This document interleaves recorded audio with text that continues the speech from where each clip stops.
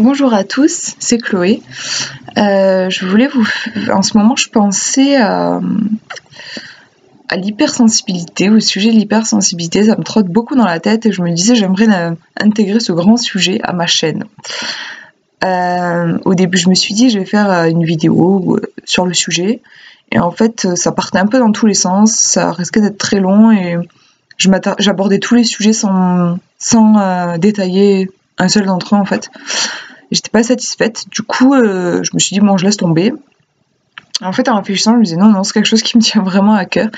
Et donc je me suis dit en fait je pense que je vais aborder le sujet de l'hypersensibilité sous forme de plusieurs vidéos, en abordant à chaque fois un sujet différent.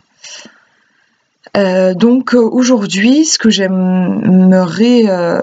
dont j'aimerais parler c'est de l'hypersensibilité et du rapport au temps en fait. Alors, je m'explique, puis ça peut paraître un peu abstrait dit comme ça. En fait, j'ai remarqué, de mon expérience d'hypersensible donc, que je ne vivais pas dans le même espace-temps quelque part que les autres. Je pense que c'est propre à peu près tous les hypersensibles, et donc voilà, je voulais l'aborder aujourd'hui. En fait, depuis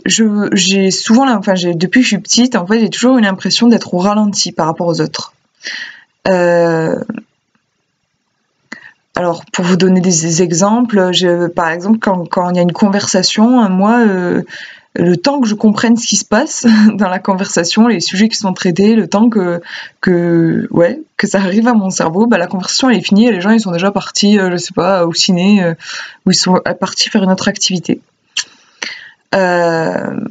Sinon, moi, ma scolarité, j'ai galéré énormément. J'ai dû faire 2 ans.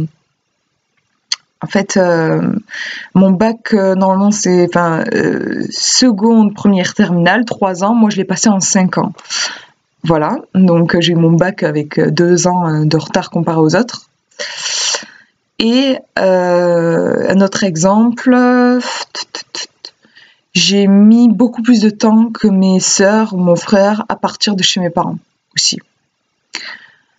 Voilà, des exemples concrets pour vous montrer à quel point j'ai l'impression d'être à la ramasse complètement par rapport aux autres.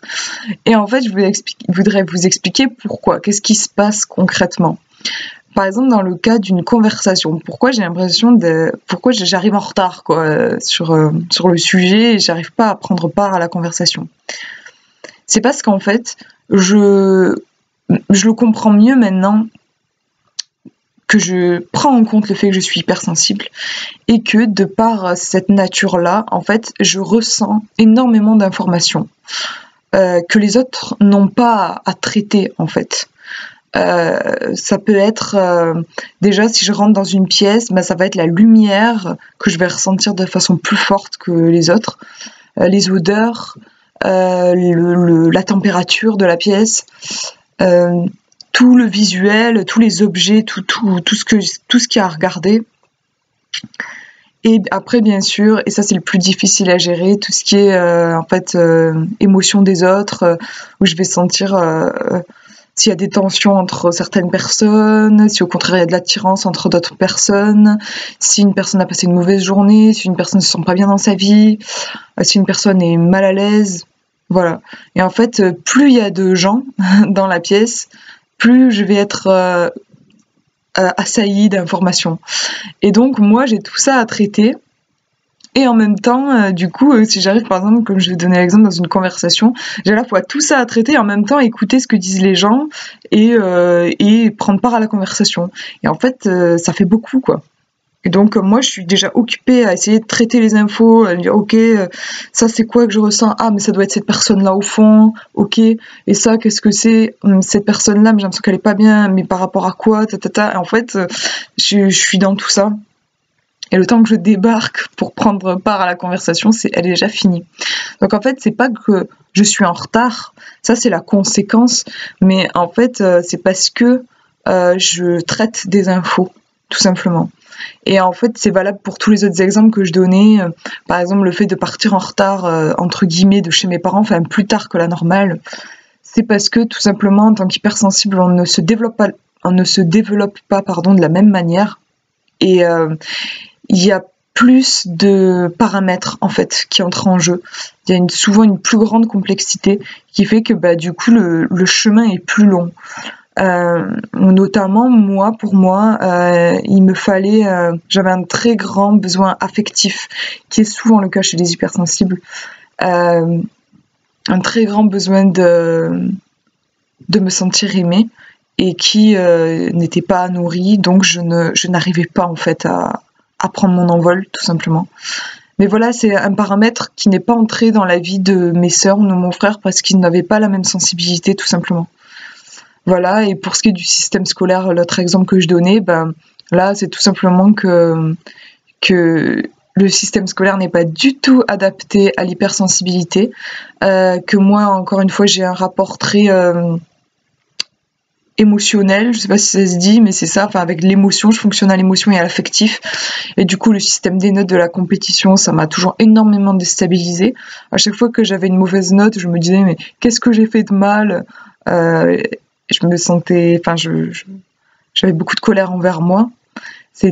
C'était très difficile, d'autant plus que voilà, le système n'est pas adapté dans l'apprentissage, que moi j'ai une façon d'apprendre qui est très générale, je vois les choses de façon générale, tandis qu'à l'école on vous apprend vraiment le détail, on va vous faire apprendre des choses par cœur, des dates par cœur, des noms par cœur.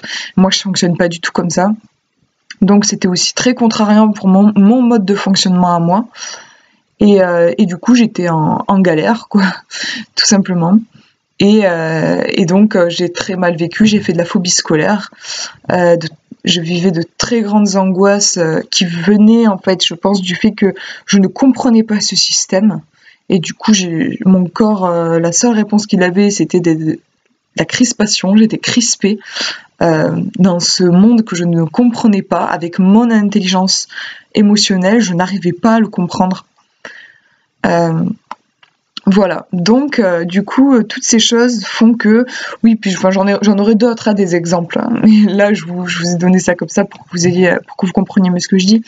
Mais en fait tout ça fait que je me sens en décalage constant par rapport au rythme de vie des autres.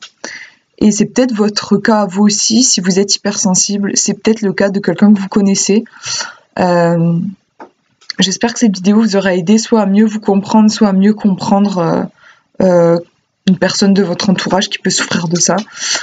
C'est pas qu'on est moins intelligent, c'est qu'on est différemment intelligent en fait. Et je trouve que c'est important de le conscientiser, ça change beaucoup de choses. Moi, ça a changé ma vie à partir du moment où j'ai commencé à regarder les choses comme ça, à me dire c'est pas que je suis en retard, c'est que je fonctionne différemment, tout simplement.